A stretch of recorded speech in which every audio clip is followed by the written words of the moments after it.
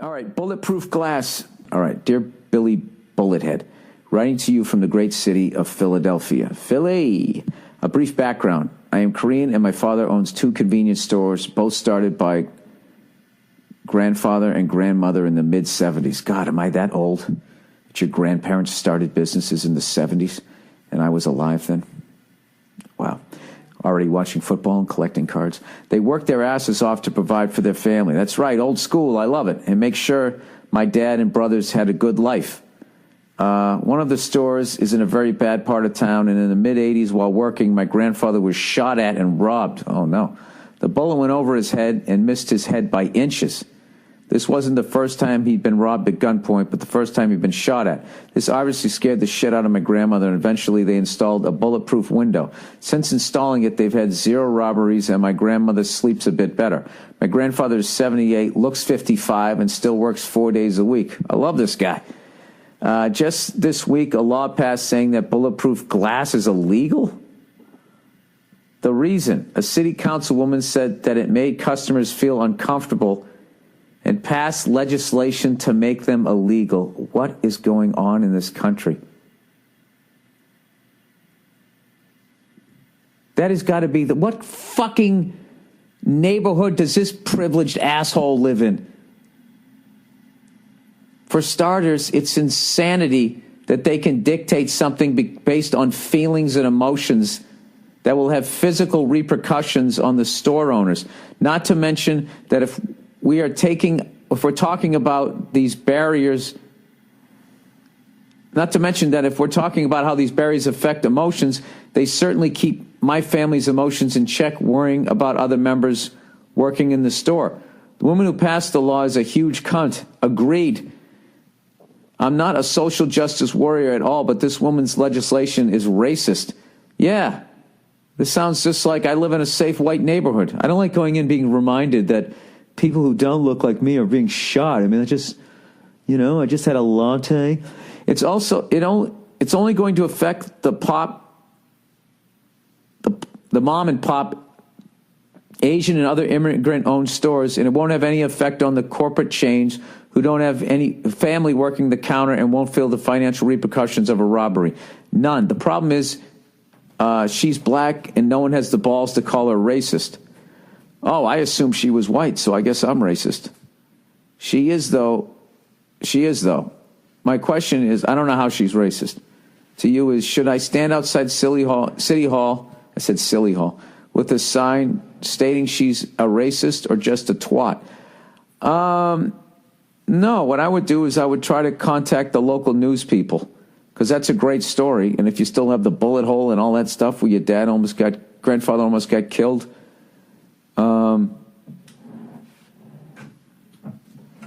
is this Oprah? I mean, who said this? This is crazy.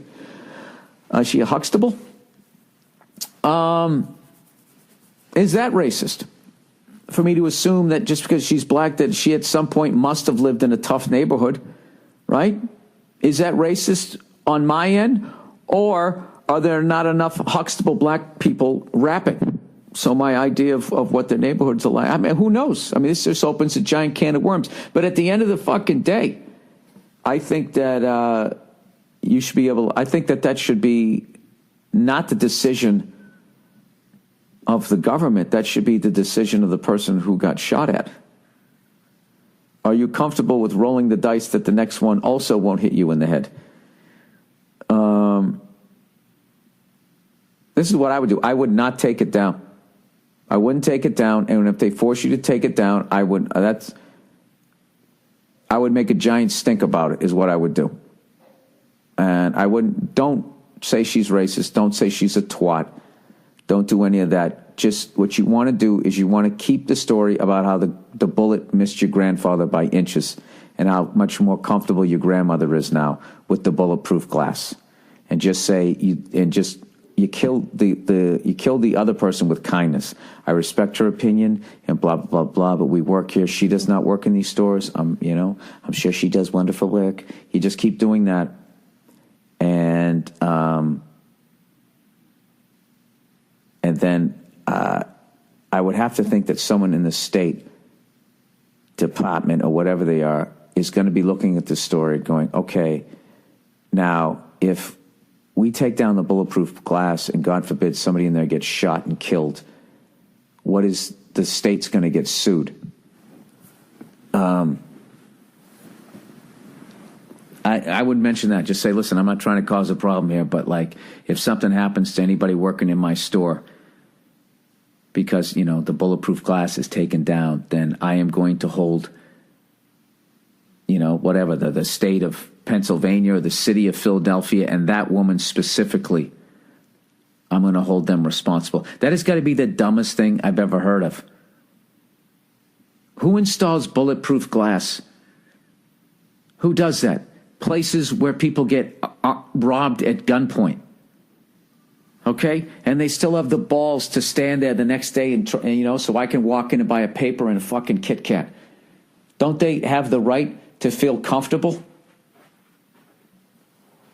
I mean,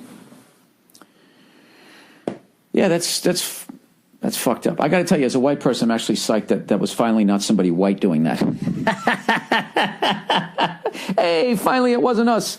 So that's the way I would go about that. I'd kill him with kindness and then just sort of, you know, vaguely put it out there. Maybe have a lawyer down there just going like, I can't see how the city of Philadelphia would not be held accountable if something like this happens. I mean, you need to have some sort of stricter gun laws. We need to solve a whole bunch of other problems before you have the hardworking, honest citizens of this great city being put into this level of peril because it upsets one person in their mood, that they're reminded that there are bad people in the world, okay? Because what you have to remember, everybody, is there's two things. There's the way you wish the world is and the way it really is, and you have to act accordingly.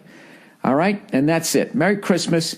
Happy New Year. I'll check in on you on Thursday.